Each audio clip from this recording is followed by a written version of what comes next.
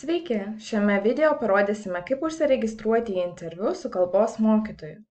Ši interviu yra papildoma priemonė jūsų kalbos lygio nustatymui.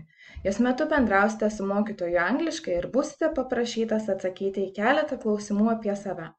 Tai padės mums priskirti jūs į tinkamo lygio grupę.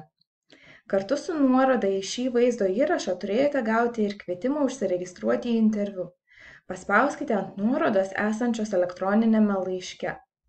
Ši nuoroda nuves jūs į registravimosi sistemą Doodle.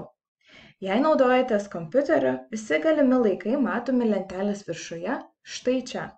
Jei naudojatės mobiliuoju telefonu, visus laikus galite matyti braukdami žemyn. Pasirinkite jums tinkamą laiką. Tuomet mėlynoje juostelėje suveskite savo pilną vardą ir pavardę, tarkime Jonas Jonaitis.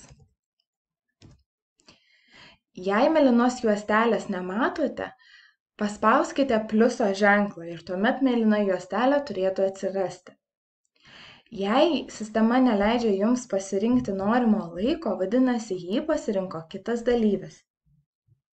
Kai išsirinkote savo norimą laiką ir suvedėte duomenis, spauskite mygtuką Send. Jei matote šį langą, vadinasi, jūsų registracija buvo sėkminga ir su jumis pasirinktu laiku susisieks kalbos mokytojas.